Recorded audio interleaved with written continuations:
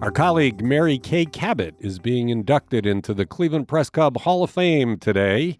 Congratulations to Mary Kay. I'll be at that ceremony. She is a real groundbreaker in sports coverage, one of the best football reporters in the country, and is overdue for this kind of recognition.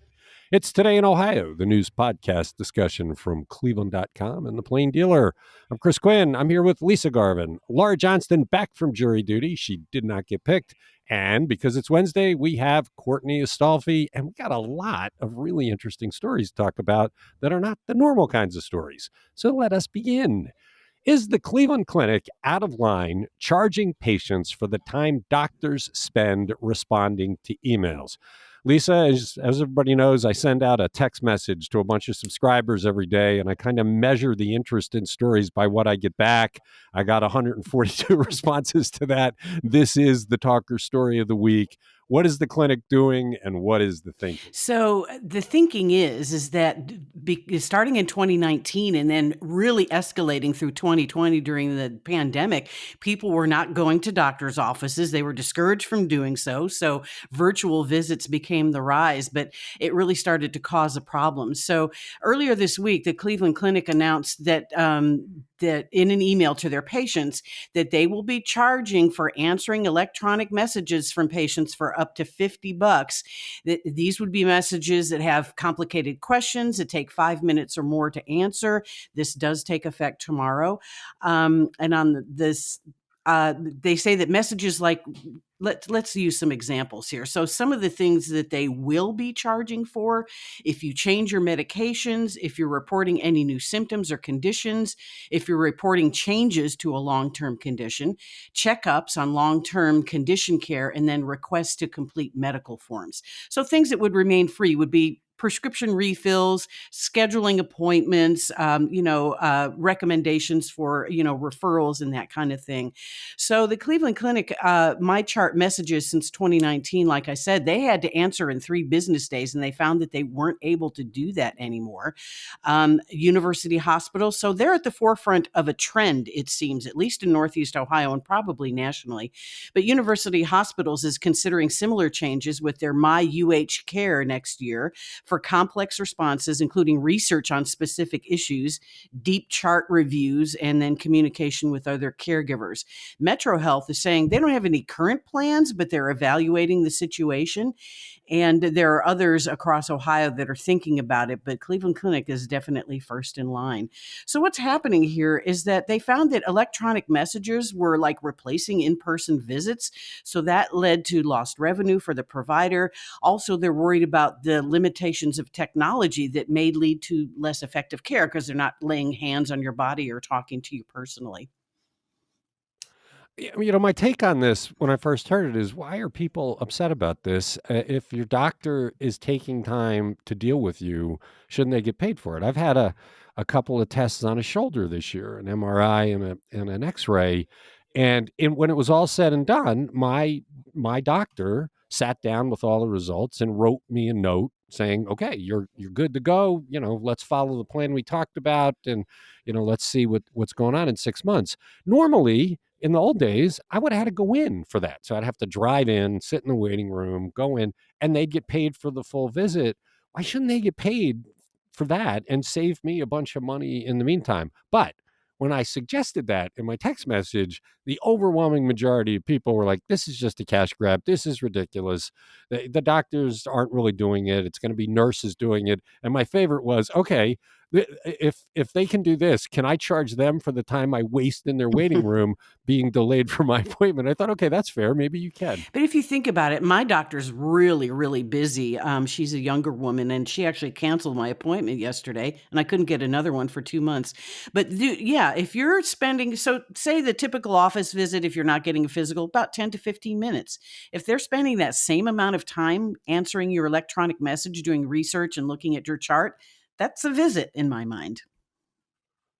Yeah, I look, this needs guardrails, and I think the clinic did an incredibly clumsy job of announcing this. I think what I would have done if I were them, I would have either invited Julie Washington or Gretchen Crowan over to lay it all out so that we could do a full job of what this is about and what the guardrails are, or do a press conference that says, look, this is a radical change. Here's why we feel it's okay. And here's exactly what we're going to charge and how it's going to go. Instead, it was a notice that, hey, we're going to start charging for this on Thursday, and everybody's confused. If it depends on what they're charging for and how much they're charging as to whether it's fair. My only point is if a doctor is spending time focused on you that would have taken place in a doctor's office before, but now takes place remotely, how is it unfair to say they should be paid for that? I, I totally understand where you're coming from, Chris. I think people are just frustrated and angry with the billing system of all healthcare at this point. And I mean, how many times have we heard about people complaining about bills that, surprise bills? This is not that. But I think if they looked at it as a part of the overhaul of how doctors are spending their time and how patients are paying for their health care, it would make more sense. Yeah, look, they also could make money if they follow the path of Cleveland, right? Cleveland refuses to refund income taxes to people that didn't step foot in the city during the pandemic. They could just start charging facility fees when you're sitting at home, right? Because they're in the facility. Maybe they could argue they should assess you the facility fee. You got to watch for that kind of sleazy stuff. And I hope there's some kind of auditing function. But this is just about the basics of getting a doctor paid. Interesting. It's a good story. It's on cleveland.com. Julie Washington wrote it. She talked to lots of people, provides a lot of background. It's Today in Ohio. Remember back in 2014 when a guy went down a garbage chute at Progressive Field and ended up in a landfill dead? Why 8 years later is this case suddenly being labeled a homicide? Laura, this is one of the big mysteries of 8 years ago. I mean, everybody was buzzing about this, a gruesome way to die, no answers on how it happened, but they said at the time, no foul play. Right. And it's one of these stories that really sticks with you all these years later.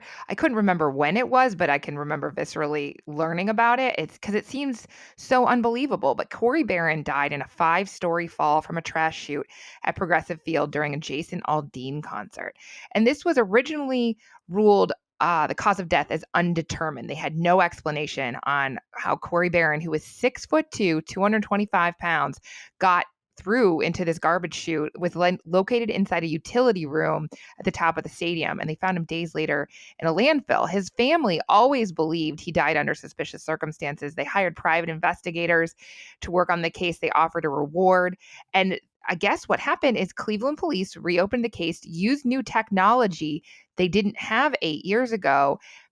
We don't know exactly what that is or if they have any leads, but it did mean that they were able to, prosecutors can charge, and that Lorain County coroner Frank Miller, he wasn't the coroner at the time of death, he said that they've relooked at this and that Barron was involved in an altercation at the stadium before his death.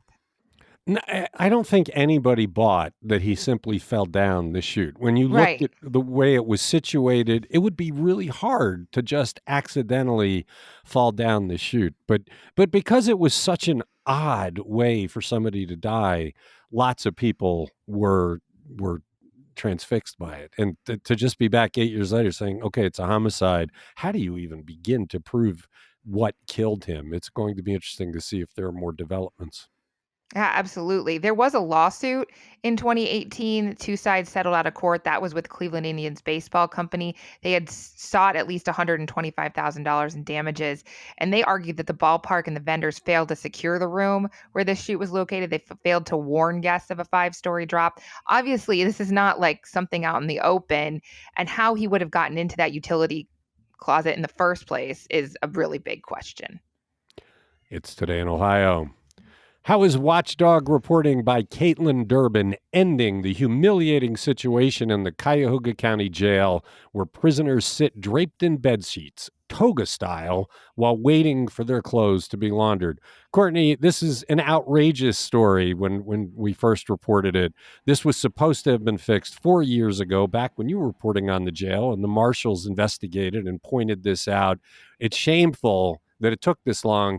And now it's shameful that they're trying to tell people that Caitlin's reporting was wrong. She's a dogged reporter, and she came out the records to not only prove she was right, but prove that her reporting caused them to finally fix this situation. Yeah, this definitely reminded me of the antics the county was pulling back in the thick of things a few years ago. But here we go again. Caitlin in October, like you said, had this story describing how inmates didn't have clothes on wash day. They had to sit in their underwear waiting for their clothes to get cleaned because they didn't have a second pair of clothing, right? So right after Caitlin's story came out, 3 days in fact, jail supervisors ordered correction officers to search cells throughout the jail for extra sets of clothing and blankets, and they wanted to collect these spares that were being, held onto by some inmates and redistribute it, first of all, to make sure that everybody had what they needed. And then, after that, the county put in a big order, a huge new order for new uniforms, enough to cover all the inmates and make sure that they each have a spare set of clothes. So this flurry of activity right after Caitlin's reporting, I mean, it totally a response to Caitlin's reporting, right? But like you said, at the same time that she was kind of digging into this, and county officials were working to discredit this story. So, as the county's working to fix this issue, some county officials are telling cleveland.com and even Councilwoman Sunny Simon that the information about these clothing issues was outdated. And Simon basically told us that the administration told her and her colleagues that it was looking into these alleged conditions, but at the same time, administrators were assuring council that inmates already had access to two uniforms. Yeah, they lied. I mean, it's just a flat out lie. And Sonny Simon alerted because they made, as Caitlin pointed out, the biggest uniform purchase in at least the last 5 years. And she's asking questions about why. And they're saying, oh, nothing to see here. This is routine. They're just not telling the truth. Wouldn't it have made sense to just come out and be gracious and say, you know what? We meant to fix this. When the Marshall's report came out, we kind of thought we did. Caitlin's reporting has shown us we didn't. That's a bad on us, but we are fixing it now. Thanks, Caitlin, for pointing that out. We need to take care of it. That no harm, no foul. No one would begrudge you. But lying about it and trying to mislead the county councilwoman who's asking a legitimate question is just another reason why this government cannot get out of office fast enough. What are we down to? Like 40 some days? It's just ridiculous that they would try to discredit the reporting instead of just be gracious and fix the problem. How inhumane is it to make somebody in a jail sit in a bed sheet while they're waiting for their underwear to get clean? Yeah, it's really gross the way, just like own up to the issue, like you said. But this administration has done this throughout, reporting on bad conditions inside the jail, kind of gaslighting, obfuscating, saying nothing to see here, while scrambling to fix problems that they know are problematic on the back end. I should point out that the only reason this is being fixed is because we have a newsroom that's robust and has reporters like Caitlin and when you were covering it previously, Courtney, to do the work. It's the value of independent, robust journalism. And I hope people who support us realize this is what their money supports. People will be treated humanely because we are here and because we had a reporter like Caitlin do the work. It's Today in Ohio. If you spend any time on nextdoor.com, you know about porch pirates. They are quite active this time of the year, stealing packages delivered to houses by UPS, Amazon, and Federal Express. But Mentor is fighting back. Lisa, what are they doing? Yeah, the Mentor Police Department is going to be using bait boxes that are outfitted with GPS trackers to try and catch the porch pirates that are sure to, show up during this holiday season. Scott Bell with the police department's crime prevention unit says they're going to look for homeowners' approval. They want to seek out homeowners that will allow these planted boxes on their porch. An undercover officer will monitor its movement by the GPS and also cruise the neighborhood kind of looking for, trouble. They're also asking residents to register register their doorbell cameras if they have one in the Lake County Security Camera Registration and Mapping Program. They haven't really made any arrests yet with this GPS system, but they have caught some just doing undercover work. Back in December 2020, they arrested a 45-year-old Willoughby woman who was suspected in 3 porch pirate thefts. But Bell also has some advice. He says you really should pay attention to the estimated delivery times and delivery confirmations that you get through most providers. And you might consider having an item delivered to a store or a mall. You could also get yourself a lockbox. I know my neighbor next door gets a lot of packages. He has them delivered to the back so nobody can see them there. And yes, and also this is shoplifting season. So, not just porch pirates, but shoplifters at malls. He says, be aware of your surroundings. They've already had 17 shoplifting incidents in Mentor and various big box stores. So yeah, it is the season to be robbing. All right. When's the last time anybody on this podcast shopped at a mall? Laura? I mean, are we counting Crocker Park as a mall? Because then it was last week. Okay. You're listening to Today in Ohio. This feels a bit like tilting at windmills with the number of drivers who do it, but what are Ohio legislators planning for people who send text messages while driving? Laura, this is everywhere. I mean, you see it every time you drive. There are a lot of people looking at their phones. I don't know how you stop it, but what do they want to do? They want to make it a primary offense because right now you could be charged with it, but only if you're pulled over for something else, maybe like a broken taillight or you're weaving or speeding. This would make it the primary offense that you could be pulled over just for that.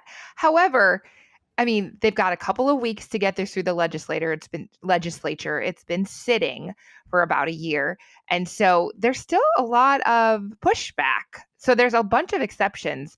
So the bill blocks drivers from using, holding, or physically supporting with any part of a person's body a phone. But there are this long list of exemptions. There are emergencies, non-moving situations, navigating, using maps, using a speakerphone, using single swipe functions like changing a song. So I'm not sure how you couldn't defend yourself with that. Wait, though. The idea that you get an exemption for looking at a map. Yeah, that bothers me. That is major concentration, not on the roadway, if you're looking at a map. So how much teeth is this going to have? Because House Majority Leader Bill Seitz is saying people don't see through their ear, so it's fine to hold a phone up to your ear. I was like, well, that just defeats the entire purpose, right? And there are even studies that show just having a conversation on the phone, whether you're holding that phone or not, can lead to distracted driving. Even if you're just talking, without, into your car. The scariest thing that I see is when people have their eyes on their phone. You usually notice it when they're weaving all over the lane. And then when you get past them because you're worried they're going to crash into you, you see they're focused on their phone and they're not looking at the road. It's kind of amazing we don't have more accidents that way. I credit them for trying to stop it, but it doesn't seem like you can really stop this wave. No, there's 12,000 distracted driving crashes in Ohio last year, 300 serious injuries caused from it, 43 deaths. That's pretty scary. That's a big number. It's Today in Ohio. At least when people listen to the podcast, they can do so while driving because it's passive. The podcast is the best use of your phone in your car. Listen to us. We've talked for years about closing Burke Lakefront Airport to give this region more access to Lake Erie, something that we thought was quite popular. But when we did some polling on the question, we were surprised by the response. Courtney, this was one of the most depressing parts of the polling we did. It made me sad. Yeah, I'm really scratching my head here. What's going on? So, as part of this effort, we teamed up with Baldwin Wallace to do a poll that ended up involving about 500 people from around the region, and 54% of those who responded to the poll said Burke should either definitely or probably be kept open. So, whoa, we got... Yeah, I know. Whoa is right. It's like, what? 26.5% thought it should definitely or probably close. So more than, or about double there. But then we had a good chunk of people, about 19%, who said they didn't know. And we found that the responses were, largely consistent within a few percentage points, regardless of the respondents' age, income, education, race. It seemed like the biggest difference here was between respondents who identified as Republican. They were more likely to favor keeping the airport open, 64% compared to 50% of those who said they were Democrats here. But I think it is worth pointing out that the folks in this poll come from Cuyahoga County, right? But also Geauga, Lake, Lorain, Medina, Portage, and Summit counties. I got a sneaking suspicion that the Cuyahoga Countyans and potentially Clevelanders, those ratios would probably be different. What do you think? Well, what I suspect is that people are unaware of the issues involving this. And the reason I say that, I gave a talk on Monday to the In-Town Club, a bunch of people that have had a lecture series forever. And in the question and answer period, somebody raised their hand about a previous poll story we did about Jim Jordan, in which more than half the people we polled didn't know enough to have an opinion about Jim Jordan. And this person that was asking me the question was appalled at that. And said, that how can you not know about Jim Jordan? And have you thought about going into the schools to teach people how to be news consumers? And my answer was more about the newsosphere. We've done everything we can do to explain to people who Jim Jordan is and what he stands for. But I don't think the other media in town do. Most of them largely cover crime. And if people are not, whatever their news source is, many people, they use us, but many people don't. If their news sources aren't discussing these issues like Jim Jordan or the value of Burke as lakefront land, then how do they form opinions? How do they know? It's really a dearth of news coverage, I think, that's causing people to be uninformed. Well, what do you think? I think that, and that they just cannot pay attention to Jim Jordan all the time because it's so toxic. And I don't think it's the same for lakefront. I think a lot more people care about the lake than they do about Jordan's politics. But I think there is just a turn away from news. We've talked about that in the past. Yeah, I just am surprised that people didn't understand what's going on with Burke. Because I can't believe that if people understood what's going on with Burke, they would still be arguing to keep it open. It just feels like there's a dearth of information. I did want to jump in here. So as part of this poll, a second piece of it, we wanted to look at, okay, well, how would you want the Burke property to look like in the future?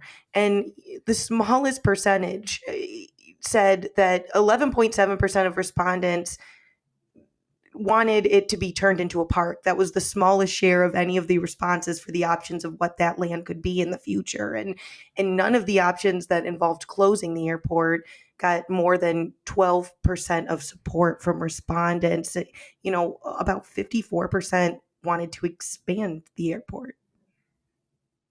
Okay. It's Today in Ohio. Like I said, depressing. Let's talk about pricey houses. What is the most expensive listing in Northeast Ohio? And not far away from it, how much did Browns quarterback Deshaun Watson pay for his new digs? Lisa, one of the favorite pieces of content that we have on our site every week is the house of the week. Everybody wants to look at these things. The priciest one is pretty pricey. And it's gorgeous, and it has its own name. It's called Ravencrest. It's a 32,000 square foot mansion on 150 acres. This is weird, though. It has 6 bedrooms, but 15 bathrooms. That just strikes me as an odd ratio there. But it was built for developer Scott Wolstein for $30 million. It was finished in 2009, and then he passed away this last May. So the house is now on the market for $15 million. It's on County Line Road in Hunting Valley. It has things like an 8-car garage, a designer kitchen, a climbing wall, a wine cellar, a gift wrap room, a dog room, among other things. But if you look at the pictures, and there are many pictures in the article on cleveland.com, it's just gorgeous. Wood paneling, grand staircase. I mean, it's a showpiece for somebody. And just down the road in Hunting Valley, Deshaun Watson, the quarterback for the Browns, bought a mansion for $5.4 million. He closed on that deal October 31st. It's only half the size of Ravencrest. It's 17,000 square feet, 5 bedrooms, 8 bathrooms on 1.8 acres, and this has a lot of amenities too. It has a separate carriage house, has a fitness center, a pool, a theater, tennis and volleyball courts. I mean, a movie and an indoor lap pool, basketball court. I mean, there's just all kind. Oh, I'm sorry, that's the Ravencrest house. But anyway, yeah. So he's just right down the road, and it looks like he's committed to stay in Cleveland if he's dropping $5 million on a house. Okay, so really, what do you get for 15 million that you don't get for 5? I mean, it's just, you're talking staggering sums of money here. Yeah, well, it's like I said, Ravencrest is twice the size and has more amenities, but hey, it's that's Hunting Valley for you. Didn't Wolstein spend like twice that to build it? Yeah, 30 million. Whoever.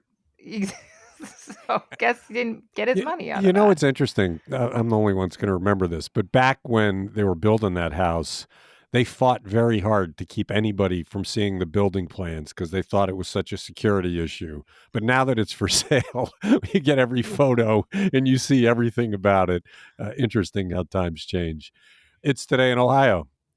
Ohioans pay a lot of money to Walmart, but now Walmart is paying something back. Laura, how much is the retailer coughing up for Ohio as part of the settlement for its role in the opioid crisis? So this is just preliminary, but $114 million. That's part of a nationwide settlement to resolve all of these claims that they recklessly dispensed opioid prescription painkillers, all a part of the opioid epidemic, and a wave of lawsuits across the country. And we found this out from your favorite press releases from PR savvy Attorney General Dave Yost. But nationwide, this is $3.1 billion for a deal to settle all of the cases. The deal requires at least 43 states to sign on by the end of the year. It's pretty quick. And local governments have until the end of March of next year to join the deal. Yeah, it's a lot of money. I mean, when you add, it'll be interesting to see how much Cleveland and Cuyahoga County get when everything's said and done, because it's just been huge sums of money to pay for their roles. And what's interesting is they all tried to deny they had a role, but they all did have a role. They all made boatloads of cash on the pain and suffering of uncountable people. And now the money coming back we haven't seen things like this. I guess the cigarette settlement was the previous standard, but the sums are just beyond imagination. They are, but think about all of the county tax dollars spent on all of the programs to deal with it, right? And all of the increase in work for coroners. And I mean, that's just aside from the pain and suffering of people and families. So Walmart has also agreed to make robust improvements in their oversight over their pharmacies as part of the deal. But you're right. I mean, this comes about 2 weeks after CVS and Walgreens offered to pay a settlement worth $10.7 billion. So they are large sums of cash, which make you wonder how much money these companies have, right? Yeah. It's Today in Ohio. Who's the new head of Cleveland's police accountability team? The folks charged with making sure the city complies with the consent decree with the Justice Department. Courtney, this is a good get, it looks like. Somebody with an interesting background about police accountability. Yeah, it does seem like a pretty impressive resume for this role, or at least it shows some experience that you want to see for this kind of role. Now, this police accountability team is a new thing Mayor Bibbs put in place to really just focus all of its efforts on getting Cleveland compliant with the consent decree. You know, that job's largely fallen to people like the police chief and the public safety director, but this is supposed to really focus the city's efforts and have people dedicated to consent decree implementation. And Lee Anderson is the person that Bibbs tapped to lead this police accountability team. You know, she's a St. Louis native, and she served as a member of the monitoring team for the consent decree that Ferguson, Missouri entered into after they entered into that in 2016 after police killed 18-year-old Michael Brown. So she was on that monitoring team, and she also has some work experience in the Chicago's Inspector General's office. In that role, she oversaw police and public safety regarding internal, investigations and things. So, she seems like a good pick. And Bibb in a press release yesterday cited that experience. He said, Anderson's deep experience from Ferguson to Chicago, plus, her other professional background, training, research, she makes a perfect choice to help us see through this consent decree process. Yeah, Bibb has had a pretty good record of bringing people into his administration, one after another. They've been impressive. The sad thing was the consent decree was supposed to have ended some years ago, but it keeps going on because they have not satisfied all the requirements yet, and it's part of this person's job to see that they do, right? Yeah, and Bibb has expressed that he wants to see the consent decree wrapped up within his first 4 years, given the extension we heard, gosh, I don't know how recently, a few weeks, few months, that it will be, it's looking like it's going to be extended past his fourth term, right? Or his full first term, His- but he does yeah. want to get it wrapped up as soon as possible. And this is a tool he hopes can help him do that. All right. It's Today in Ohio. That's it for the Wednesday episode. Thanks, Lisa, Lauren, Courtney. Thanks to everybody who listens. We'll be back tomorrow with another discussion of the news.